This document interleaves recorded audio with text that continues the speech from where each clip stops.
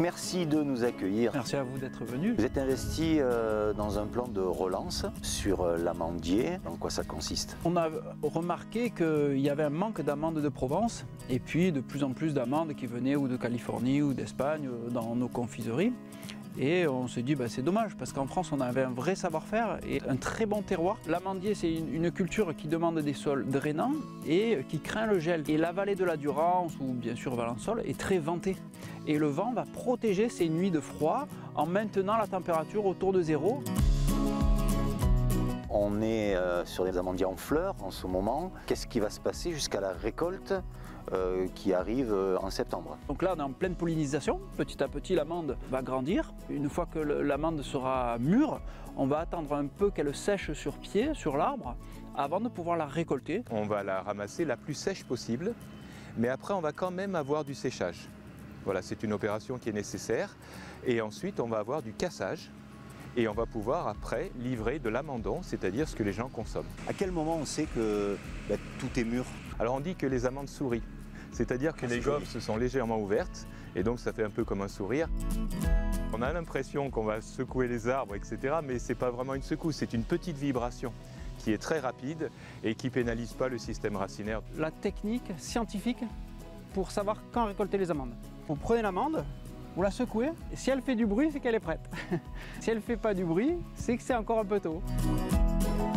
Elles sont très belles, regardez, elles sont déjà bien dorées, c'est croquant, on sent la fraîcheur. C'est bon l'amande. C'est quoi le circuit de l'amande? 99% de la récolte va rester très locale. Et ça, pour nous, c'est très très important. Frédéric, merci pour tout. Merci à vous.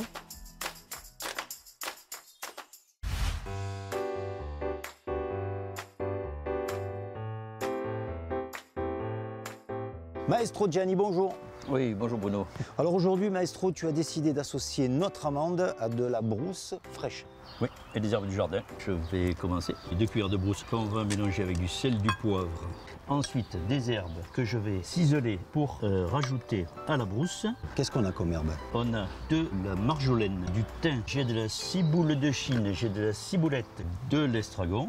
Ça va être parfumé tout ça? Notre région était la paille de distillerie de parfum. Tout à fait. On a de l'huile d'olive aussi, l'huile d'olive d'Aimé, bien sûr. Incontournable. Un bon péchu, comme on dit chez nous. Oui, on est généreux. On a là du vinaigre balsamique, c'est ça? Et les amandes, si on utilisait les amandes, c'est une bonne idée. On a de belles amandes. Et l'amande, comme on dit Gianni, il vaut mieux la manger que la payer. Oui, c'est vrai. Cette préparation, vous pouvez la faire un petit peu à l'avance. Et on va mettre ça sur une tranche de pain. Très bien. Une pour toi, une pour moi. Soyons généreux, puisque la tranche est un peu épaisse. Qu'est-ce qu'on a? Un petit peu de la salade, de la roquette, du basilic. Là, tu vas avoir des goûts différents selon chaque bouchée. Les amandes, alors je vais en mettre dessus. C'est pas évident ce que tu fais. Non, je ne conseille pas de le faire, Bruno. Voilà le résultat. Et on va déguster. Maestro, on goûte? C'est une excellente idée, Bruno. Allez. Qui commence? Merci. Moi, je pense à elle. Ah ben non. Mais pour me mettre en bouche, toi.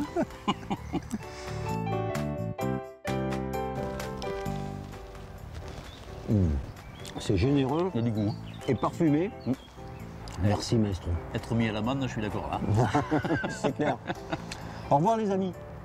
Et à bientôt dans les Toquets du Sud.